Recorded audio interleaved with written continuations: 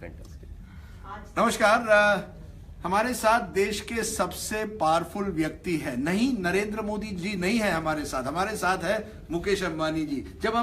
जब मैंने कहा कि सबसे पावरफुल या ताकतवर व्यक्ति हमारे साथ है, किस तरह से आप देखते हैं, आप मानते हैं? नहीं, मैं ये नहीं मानता हूँ, मैं आपको सीरियसली लेता नहीं। अरे ये क्या बात है। ये तो फिर मैं आपसे पूछूंगा हाँ। कि आपको प्रेरणा किससे मिलती है? जब आप सुबह उठते हैं इतने सालों बाद, आपको एनर्जी कहां से मिलती है? एक नए प्रोजेक्ट, आपने बड़ा प्रोजेक्ट शुरू किया, एनर्जी कहां से मिलती है? मुझे जो, अगर आप देखें तो मेरे खुद के बच्चे अभी 24-25 साल के हैं, उनके और उनके दोस्त और जो हमारे रिलायंस में जो 30 साल से यंगर लोग हैं, जब उनके साथ मैं समय बिताता हूँ तो उनकी जो एस्पिरेशंस है, उनकी जो एम्बिशंस है इंडिया के लिए, अगर ये मैं सोचता हूँ तो उससे मेरी एनर्जी डबल या ट्रिपल हो जाती है एवरी डे। अगर आप 25 साल के अब होते मुकेश भाई, क्या करते आप? मैं अगर यही सेम जो मैं इस जनरेशन में जो मुझे एनर्जी दिखती है, ये अगर हमारे जनरेशन में होती तो इंडिया आज सबसे आगे होता। आप समझते हैं कि इस जनरेशन में आपसे ज्यादा एनर्जी है, आप अपॉर्चुनिटीज ज्यादा है, एम्बिशन ज्यादा है? Without doubt. ये बताइए, क्या आपने कभी सोचा है कि मैं पब्लिक लाइफ में चला जाऊं, नेता बन जाऊं? कई देशों में इंडस्ट्रियलिस्ट जो हैं नेता बन जाते हैं। नहीं, मैंने ये जरूर से सोचा है कि ये पब्लिक लाइफ में और पॉलिटिक्स नहीं है मेरे लिए, बट एजुकेशन, राइट, जो मेरे दिल के करीब है वो है education. How do we improve skills, how do we improve the education system, how do we really empower the 200 million children that will be educated, which will form the future generations of India for the next many decades. और इस पे मैं जरूर से कुछ करना है। यानी पेट्रोकेमिकल से कम्युनिकेशंस की दुनिया में, और अब आप कह रहे हैं कि अगर आपको कुछ तीसरी इनिंग्स खेलनी पड़े तो वो एजुकेशन में होती।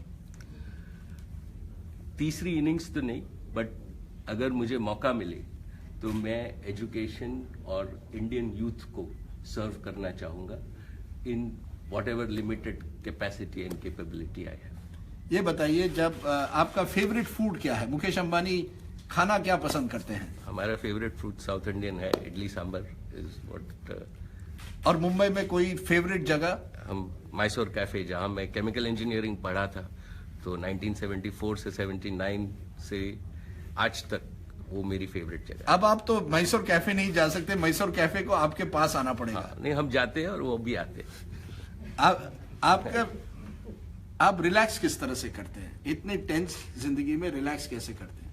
मैं बहुत पढ़ता हूँ, मैं अपने दोस्तों के साथ समय बिताता हूँ, और आजकल तो बहुत देखता भी हूँ, बिकॉज आजकल जो डिजिटल का ज़माना है, सब कुछ विजुअल हो गया है, तो इससे मुझे दुनिया में भी क्या हो रहा है ये भी पता लगता है, बियॉन्ड एंटरटेनमेंट। यानी आप जियो पर देखते हैं या किसी और? आजकल तो जियो पे ही देखता हूँ क्योंकि उस पे बेस्ट दिखता है। I see, that's a good plug line for Jio. लेकिन मैं आपसे ये भी पूछूंगा कि क्या मुकेश अंबानी सोचते हैं कि दिस जनरेशन जिसके बारे, अगर आप उनको कोई मैसेज देना चाहें, यंगस्टर 25 इयर्स ओल्ड करना चाहता है कुछ, क्या कहेंगे आप उनको? आई थिंक दैट ये अगले 20 साल इंडिया के हैं, और आप सब इंडिया को अपनी राइटफुल प्लेस दुनिया में ले सकते हैं, और आपकी प्रगति के साथ इंडिया की उन्नति भी होएगी, और ये मौका once in a lifetime of a country है। इसको आप आगे बढ़ाइए, और आप भी आगे बढ़िए और इंडिया को आगे बढ़ाइए। तो आखिर में मैं पूछूंगा, अगर कोई यंगस्टर वहां है जो स्टार्टअप करना चाहे और उसके पास बड़ी अच्छी आइडिया है, वो आपको लिख सकते हैं? डेफिनेटली, और हमने तो कहा है कि हम स्टार्टअप फंड हमारा है, जहां हम 5,000 करोड़ रुपया टू यंग इंडियंस देने वाले हैं, to all startups across India, particularly in small towns. आपका हीरो कौन है?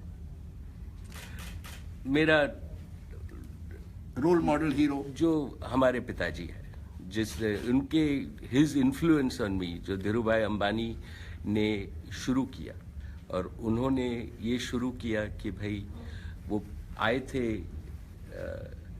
बम्बई में 100 रुपए के साथ, और उनका ये लक्ष्य था कि मैं टैलेंट और बिजनेसेस ऑफ द फ्यूचर में इन्वेस्ट करूंगा, और जो उनकी फिलॉसफी है वो एवरग्रीन है, और वो हमेशा मेरे लिए अपने हीरो रहे। धीरूभाई अंबानी से नरेंद्र मोदी तक गुजरातियों का जमाना लगता है।